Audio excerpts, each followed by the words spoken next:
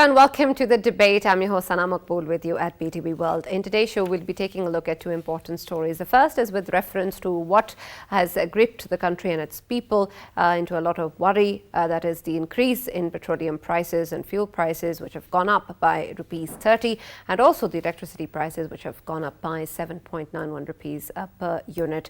Of course, there is a lot of challenge that the government still has been facing with regards to the economic situation in the country, and the people of Pakistan have been coping up with these challenges. Just last week there was an increase of rupees 30 as well, and now we've seen another announcement that has come forward too. However, there is a lot of discussion as to whether or not this is something that is essential and was not avoidable for the country. A lot of economists are speaking up and talking about how this was an important step and needed to be done, since this is of course a consequence of the increase in international prices of petroleum products, and so of course Pakistan cannot afford to be continuing to give the subsidies that it did in the past as well. Even now, rupees 9 subsidy still exists. And this, of course, points us to the larger question as well as to how the government plans to be taking this issue forward, especially with regards to the talks that are underway with the IMF as well. Earlier, there was stall because of the conditions that have been put forward, especially with regards to fuel and electricity subsidies. But there are also a lot of other issues that are still going to have to play out before we can actually see the bailout package coming through. So we'll be talking more about that as well, how Pakistan plans to proceed with regards to its economic challenges and what the people must do, because there's also, of course, a lot of worry and concern of increase in prices of all products within the country due to this, the cost of doing business as well, and of course of essential items too. So what really is the government strategy with regards to the poorest segments of society as well? We've seen backlashes at different petrol stations as well, where people, of course, are reacting to these announcements. So we'll talk more about that in the first segment. In our second segment of the show, we'll be taking a look at the Prime Minister's visit to Gvadar, where he inaugurated the Gvadar East Bay Expressway and the water desalination plant today. This visit comes right after the Prime Minister's visit to Turkey, where the government has also called on Turkey to be part of the CPEC project and to join the development as well. And then, of course, we're going to be taking a look at how the government plans to take Balochistan forward as well, and to invest more in development projects within this province, and how they want to proceed further with this particular area as well. These are, of course, important projects that have been inaugurated today, but we'll take a look at the larger strategy that exists with reference to CPEC and particularly Balochistan. For this and more, as always, I've been joined in the studio by Farrukh, Pitafi and Faisal. And for our first segment with regards to fuel prices in the country and the economic challenges, I've been joined online by Mr. Amir Zafar Durrani, who's President Re-Energia. Thank you very much for joining us. And we're also going to be joined by Dr. Sajid Amin, who's the Deputy Executive Director, STBI, on telephone line. So I'll welcome him in the debate as well. I'll start with you, Mr. Amir. When we talk about this particular announcement, of course, there is a lot of concern and a lot of debate that is going on as to why there has been this increase, and there are of course people who have been suffering due to the increase in petroleum prices in the past as well, and even now, and not just petroleum prices but other products as well, and the overall economic challenges and inflation that currently exists in the country. And so perhaps maybe not everybody understands that this was a step that was unavoidable and necessary. Can you help our audience view this particular development in the lens that they need to, in terms of understanding whether or not this particular step was beneficial for the economy of the country? Thank you very much, Sana. I hope you can hear me well. I can, yes. And a hi to Farrukh, and I forgot the other person. But anyways, let me just quickly mention that, your question is this beneficial for our economy or not? The answer is no. But if you pose a question which basically says, was this essential to be done for keeping our economy from a fiscal and also from a borrowing financial standpoint, from a debt default standpoint, from an overall expenditure standpoint within the country, the answer is yes. So I think this is a force majeure, and let me put that in context for our viewers. The first thing that we need to understand very clearly is that, it's not that. Two things have happened. One, we have shielded our consumers at different levels, your industry differently, and we're going to talk completely about the energy, the gamut of the energy supplies. But within that, if you look at petroleum oil and lubricants specifically, we're talking of kerosene, we're talking of high-speed diesel, we're talking about petrol. I think the answer is that we have shielded them long enough.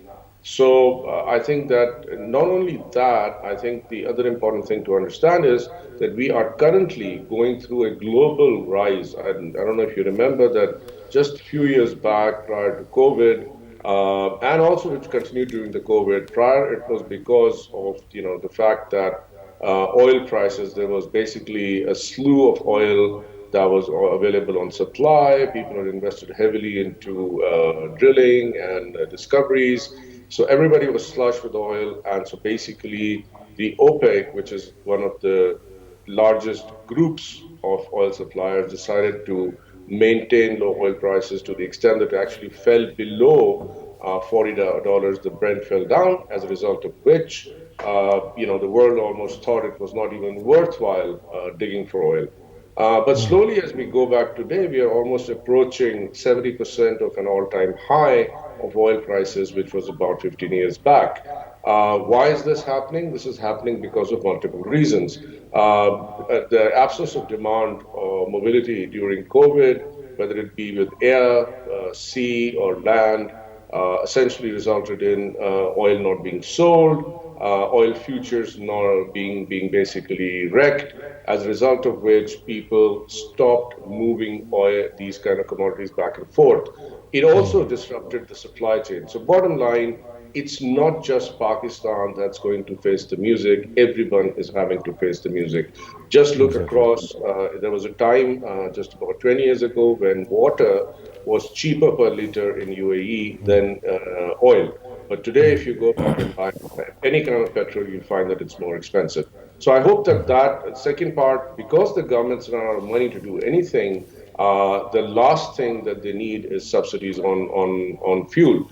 But let me add one quick thing there before I stop, which is that if you realistically look at it, the government's also taken a hit on the PDL and also the cess, as we call it. So in other words, when oil prices used to fall, despite the subsidy, the government used to keep a margin for what used to be the development cess, which means money that was utilized for conducting development activities, for providing subsidies, etc., etc. So today, actually, the government has actually even taken a cut on that. So I think with that, the summary statement is it's happening everywhere. We have to face the music unless we want to see Pakistan default both internally and externally in a big way. Exactly, sir.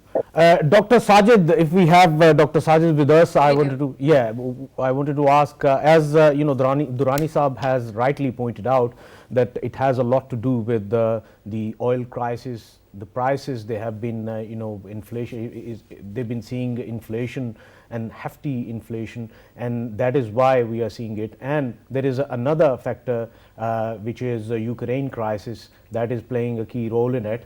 But Dr. Sajid, if we look at the situation right now, and if we go through the comments of the government, of course we can get the vibes that eventually we might have to go towards Russia to buy cheaper oil from Russia. Is it possible that we might go towards that, owing to the fact that India has already gone towards it? And if we do go, can we see a sort of prices dropping down in Pakistan of the I'm talking about the oil, petrol and diesel? Could we see that in coming days?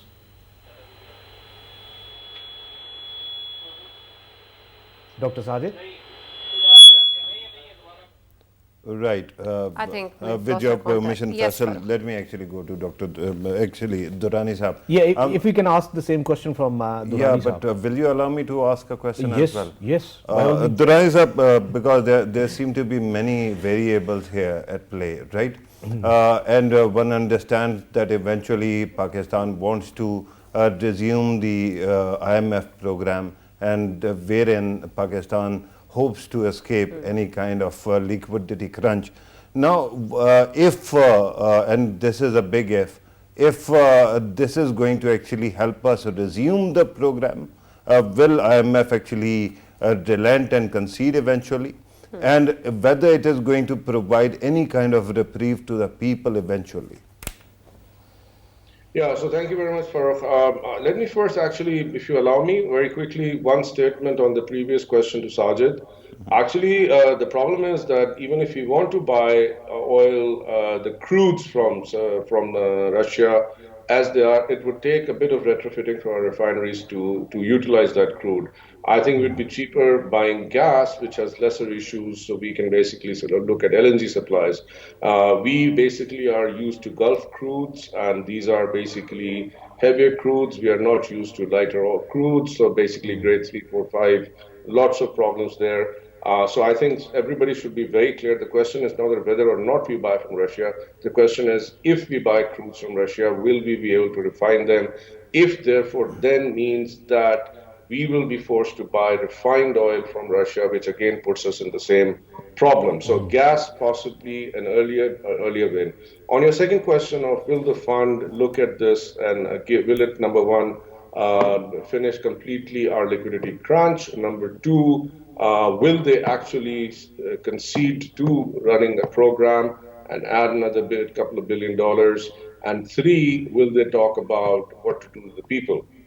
Now, on the first one, immediate liquidity crunch, the answer is, as you've seen, our paper has been downgraded both by Moody's, but definitely not at the level of Sri Lanka. And I think it's partly because of the fact that we are who we are. We're definitely, currently in the top 40 economies of the world, in the top 30 almost, depending on the PPP thing. So we have a very different structure. So number one, liquidity crunch will stay.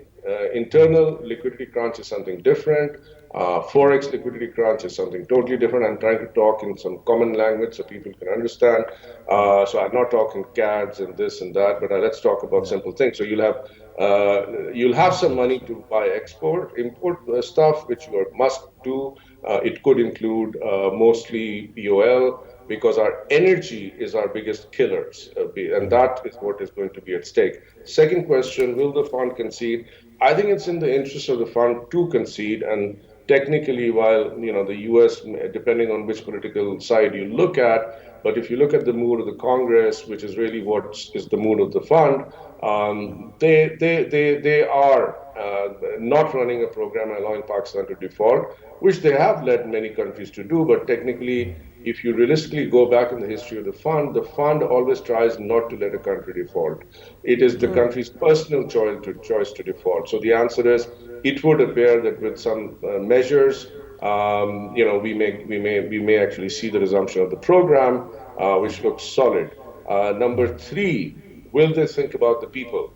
Now, the question is, the fund is going to ask back, I mean, from what I understand, and which is really, that never makes the headlines in Pakistan, because the fund's going to talk to the World Bank Group. The World Bank Group is going to say, well, yes, they have an ESAS program, they have the previous BISP going on, blah, blah, blah. So do they have a social security in place? How can they maintain that social security program continuously? Now, if you remember, the previous BISP, the people like Farzana Raja are absconding, so the BISP did not carry a good reputation. ESAS, the verdict is still out. Number one, on how transparent it was. Second, did it get to the right people? Now, by and large, over the last 3 years, we thought that at least 80% of the above two statements, the answer was yes, that there was little corruption, that second, that most of it got to where it needed to go. But the question then still arises, the government is going to be asked, when from the bank's economic unit it goes to the fund makes a decision and says, well, what are you going to curtail in your own expenditures? Now, if you look at it, while some of my very eminent friends who argue with me ad nauseum that the government is really not that big, Pakistan's government, both the provincial, federal, and at the sub-provincial level, is the largest employer of people. Now, what does that? Does not only employ, but it also gets to run cars. So, very simple symbol. Are government servants and services going to be cut? Are we going to cut down their bucks? Are we going to make sure? this is going to be the challenge for Right. So Absolutely. Sana, actually, what he's saying essentially means that while there might be some kind of targeted subsidies for the very poor, the squeeze on the middle class will continue despite the resumption of the program. Absolutely. So that actually is ominous for Absolutely. all Pakistanis. Absolutely. Not just the Dr. middle class, Sajid, I hope you but can also hear me. I can hear you. Mr. Durrani, you were adding something. Yeah, Please go very ahead, quickly. sir. So it's not just the middle class. I was really aghast at some statements that said that this only will hit the people with cars. Actually, all food, everything, clothes, foods, everything comes through transport. You hike this up. Exactly. Everything will be Take the truck impacted. rates today. It's the poor who are going to be really impacted by this. Always. Mr. Sajid, can you hear me? Yes, I can, please. All right. Dr. Sajid, I'll start first with what Faisal earlier had posed to you, and unfortunately you were unable to hear. But what basically Faisal had asked was whether or not Pakistan moving towards or looking at Russia in order to help alleviate its petroleum problems was actually a solution that we can look into. And while you're at it, can you also add whether Pakistan can, because Russia is sanctioned, Iran is also sanctioned, can we import fuel from Iran as well, which is sitting next to us? Well, thank you. I think this is difficult at this stage. There are 2 to 3 issues. I mean, it will remain a political question, sort of political discussion, but at this point of time, buying oil from Russia seems sort of not a reality or an impossibility actually in the near term. Number one, we are in the IMF program, and we cannot go sort of against the world restrictions. Otherwise, it will be putting us restrictions, and we cannot afford at this point of time. So number one, so in the way we are not going to buy Russia. We are not going to take this risk actually. Number one. Number two, I think even there, even if we are willing to buy and there are no restrictions assumed, it will take sort of time. I mean, the discussion around there is the couple of people that we have been able to talk to, that there is nothing materialized actually. It is just a discussion right now. So it has to initiate, it has to be approved, it goes to the Russia, and then there are some, because there are other. So it is not going to a shopkeeper, going to a shop and buying some oil. It takes time, number one. Number two. Number three, I think, as I was hearing about this one, listening, that there are some also issues on the refinery. When we give example of India, we must remember 2 to 3 things. Number one, India has its energy sector much aligned to Russian sector because it has been a very strategic partner over the last 70 years. And they have been consuming it already, the products from the Russia. So there was a system set already. India is not an IMF program. Pakistan is actually. So I don't think that Pakistan will be taking risk, and at the same time it is not possible immediately that Pakistan can buy that oil and then it can refine that oil and it can bring into, and we still don't know what is the refining price of that Russian oil. I mean, it varies quality to quality, from Brent to crude to other types. So I think even if, let's assume that there is a 30% sort of cheaper, but what if the refining cost is 30% of the other crudes? Exactly. Right. But Dr. Saab, Pakistan already has an agreement with Iran. India kept on buying from Iran. They used an escrow. There seems to be a resumption of dialogue between Iran and the West. Is there any loophole that Pakistan can benefit from if Pakistan wants to buy oil from Iran? Let me be very honest. I haven't not discussed with people, those who are master at it actually. But my own assumption is that not at this point of time, I think. Because there is no discussion going on at this point of time on buying it from Russia. We have to rely, because the major import that we call is the Arab crude or the Brent crude. I think we will continue to rely on it. But there is a sort of, Pakistan should now start thinking that it should have its diversified portfolio from the global market buying. Because in crisis like this one, if there are other options, they should be sort of taken.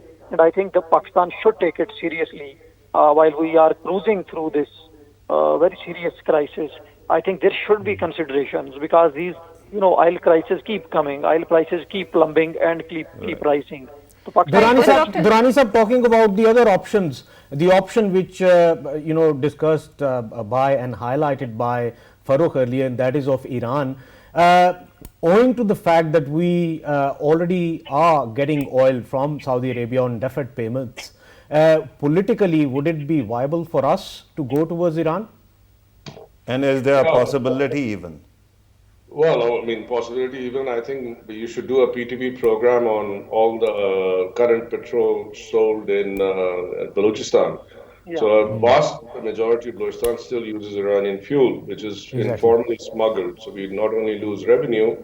So my suggestion on that is, I mean, I'll be very, very open on TV. Let's just allow that informal trade to flourish even more. Because if you go to Ahmedabad or you go to Gab or to Gvadar or anywhere, you will find that actually most of these petrol stations will have a PSO mark, but actually they sell Iranian oil. And Iranian oil is lower than the wrong But Finance Minister said that we are selling such a subsidized oil that even that smuggling has stopped.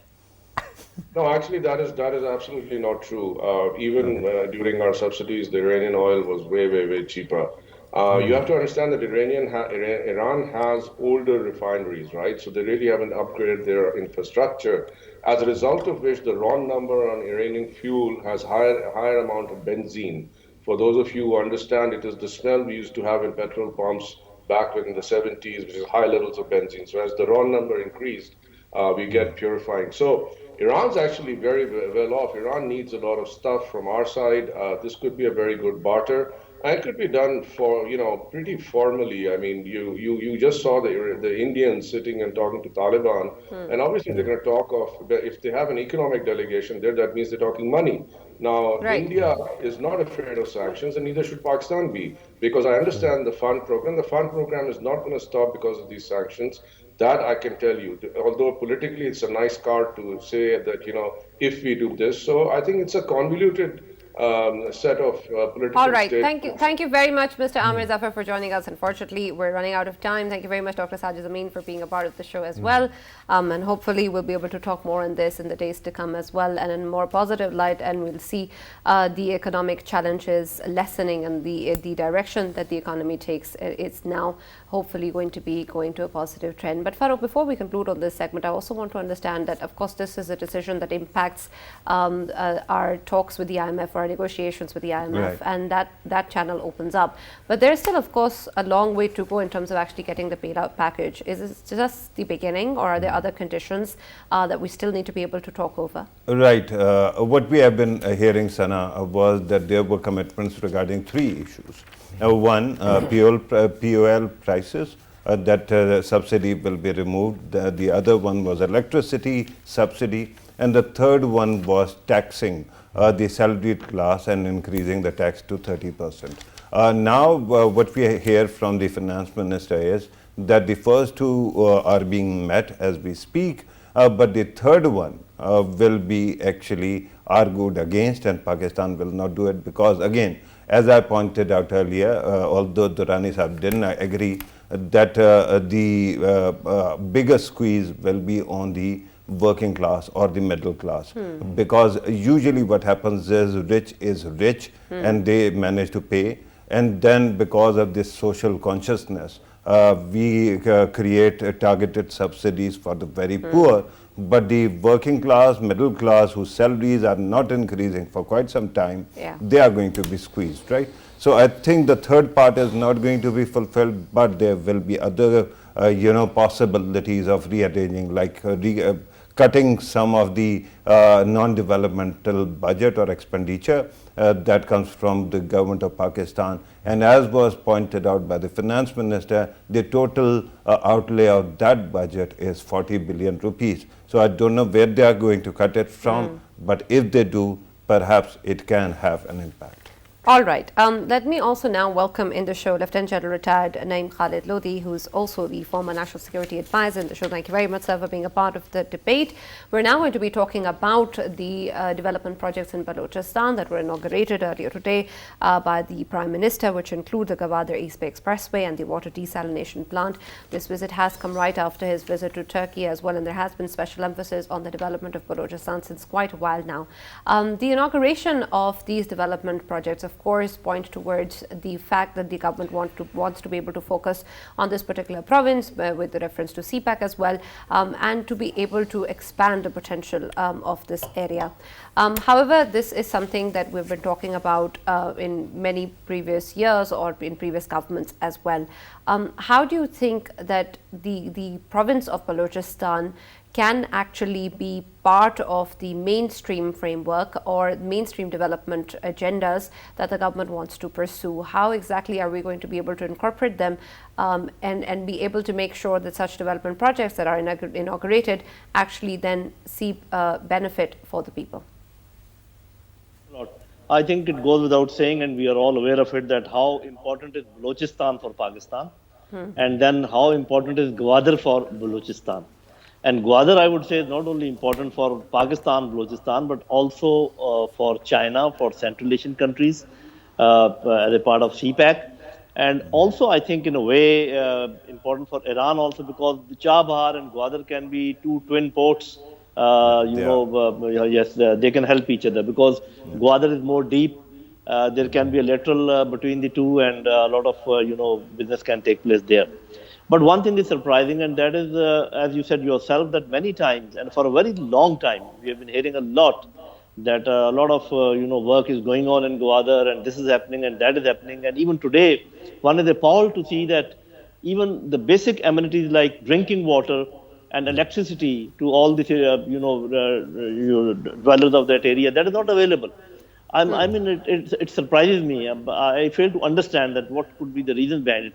Although there are some very positive signs. For example, these local body elections, which went very well and quite peacefully overall in the entire length and breadth of Balochistan, which is very encouraging. And there are, I've been told that a lot of development going on in interior Balochistan in the shape of road networks and all that, although we hear very little about it. We are aware that army is doing something, but not very obvious. And this Gwadar, which is under spotlight, and every government says that it is the jewel of Balochistan and jewel of Pakistan. But nevertheless, I fail to understand why are we so slow on that. So I will not be able to really say that today's inauguration is something new. I think we'll have to wait for the actual results, that how fast the things move and in which direction they move. Right. General Saab, I'm glad that you brought up the local bodies election that took place, because very local, and locally germane kind of groups actually won there. And their demand, it seems that while we keep on discussing other developmental issues, their demands seem to be very specific, like trawler mafia that might be stealing their business and other things. But at this moment, when we look at the circumstances and what is going on, do you think that this potential is soon to be met? Because the Prime Minister actually said something very alarming. He spoke about dredging, lack of dredging, and that's why this deep sea port might be losing its depth. This is a technical issue, and Prime Minister must have been told, and that is why that he had mentioned that. I don't know, because we do understand that there are channels in which these ships do come, and if the depth of the channel decreases with the passage of time, you have to do some dredging. But in my opinion, off the cuff, I can say that it is such a deep port and such a nice port that, in my opinion, medium size ships can always come. For very heavy ships, maybe we require some dredging and to make a channel and all that. But whatever has to be done, if it is the jewel of Pakistan, if it is a priority project of CPEC, why are we going so slow on it? And we must know the reasons. Nobody has really come up with this sluggish development which is taking place. People have invested a lot. But one thing I think I must try to bring out, that if we really want to help the people of Balochistan, we need to make them a stakeholder as far as the development of Gwadar is concerned. And something which comes to my mind, I'm not an expert on that. In Saudi Arabia, whosoever went initially for investment, he had to collaborate with the locals. I think some sort of that formula is required because the locals must be taken out of poverty, pulled out of this poverty, sort of vortex in which they are living for a very long time. And everybody has been promising one way or the other that we will do that for Balochistan, this for Balochistan. We haven't seen any raise of standard in the living of those people. It must be very obvious. It must be optically visible. That needs some special policies. And also, we should not only think of the international levels and the regional levels. We should also think of the local levels and the people there, because without their satisfaction, Gwadar will not prosper. Exactly. General Lodi sir, if we look at the obviously speech of Prime Minister, he highlighted three aspects which you were trying to talk about, and I just wanted a say from you on this as well. First of all, he talked about 20,000 fishing boats. Initially, in the initial process, they will be giving 2,000 fishing boats to the locals, and that would include the two of the nearest adjacent districts to Gvadar as well. I think one is Pasni, the other one I forgot the name. They will be given. Number two, he talked about the solar energy from China, and while he was talking about it, of course, charge d'affaires of Chinese embassy, she was sitting there as well, and she nodded her head in yes. And then the third one which he talked about was obviously desalination. He requested the Chinese government that the G2G contract should be made about it, that not only the Gwadar port should get the desalination, which they already have. He said that the same company should be doing it for the whole Gwadar, so that the locals can benefit out of it, and the needs of water for the locals they can be met. How do you see this statement, sir? Yes, he talked about particularly desalination, General Saab, because for 20 years this has been the biggest problem in Balochistan, particularly in Gwadar, that water, drinking water, is not accessible. Right. Just to put it on record, that I was one of the first officers to take my battalion in Gwadar, and we found out that there was a small dam there, and which was at times not well maintained. I'm talking about 2000 and I think 1-2, and now 20 years have passed. So we have been talking about all these things. As I said, that seeing is believing. We will see what really happens. As far as those boats are concerned, actually, Prime Minister promised them engines for the boats. And I do not know what will be the size of those engines. These are known as outboard motors, or OBMs. So it depends that 2,000 OBMs will be given. From where these people will get the actual boats on which these OBMs will be fixed, that has to be seen. He also talked about getting electricity from Iran. Now that has some implications. We all understand that, whether we'll be able to bring it there or no. So let us hope and see, keeps our finger crossed, because development of Gwadar means development of Balochistan and development of Pakistan. Absolutely. Also, General Sahab, this of course visit to Balochistan came right after the Prime Minister's visit to Turkey as well, and the government has also asked Turkey to be part of the CPEC project as well. Do you think that the collaboration between Pakistan and Turkey and China with regards to the CPEC project is going to be able to enhance these development projects? And also I want to ask you, with reference to the security issues that we have and we have continued to have with reference to CPEC projects, there have been a lot of issues and concerns that the Chinese side have also had, and we've been giving assurances, we've been trying to get our law and order in place in the province and elsewhere in the country as well, but this is also something that continues to be a potential harm or damaging factor for CPEC projects and the development of Balochistan as well. So what do you think needs to be done? Talking about the first point, that is the investment by Turkey or any other country, because Gwadar is a part of CPEC. So I think whatever happens at Gwadar has to be in collaboration or in mutual understanding of China and Pakistan. So that is not a big deal. As far as Turkey is concerned, China has good relations with them. We have good relations. But I think capital heavy countries like Middle East countries, they probably are in a better position to, they are quite close by also, they are in a better position to invest over there.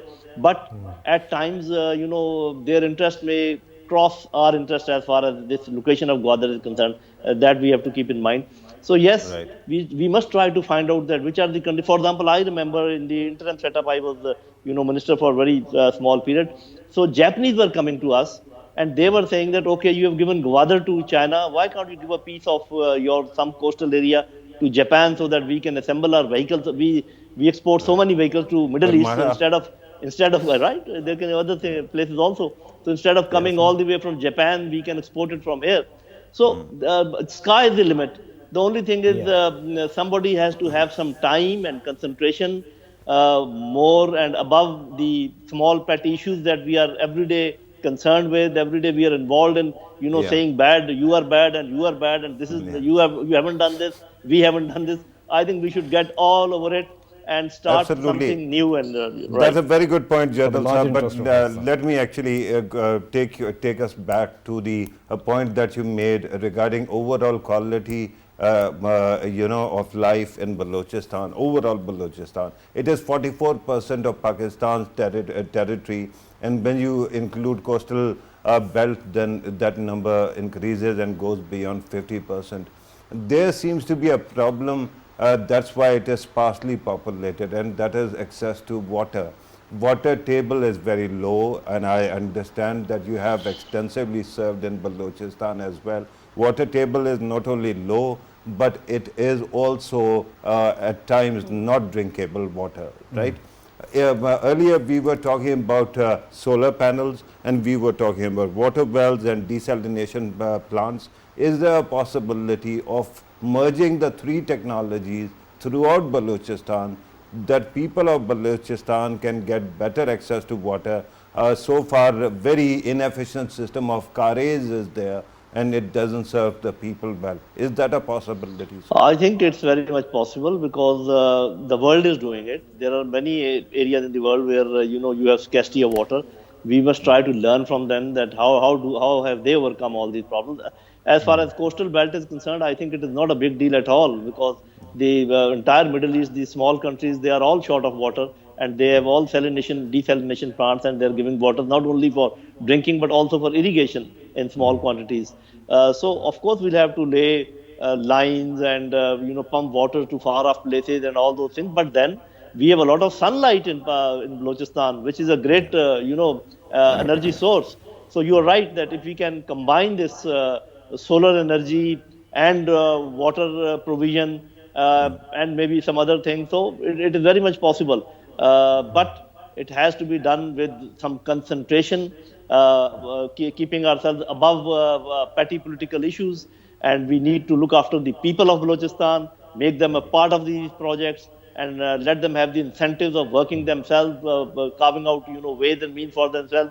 So everything is possible. The only thing is some continuity and non-interference as far as the projects are concerned once they start and all that. Not that I started, so you stop it, and you come, and then I stop it. This is ridiculous. Absolutely. Thank you very much, Thank you, Lieutenant Jay. General Naeem Khalid Lodi, for joining us and being a part of the debate Thank and you. talking to us with regards to the development of Balochistan and, of course, the overall measures that the government needs to take in terms of developing not only Balochistan but the country as well, and to be able to focus on the issues that really matter and will help and benefit the people of Pakistan. We can only hope that in the coming days we can see a positive change for the country and the situation both on the economic front and the political front getting better. Thank you so much for watching the debate. Have a nice weekend. See you Monday.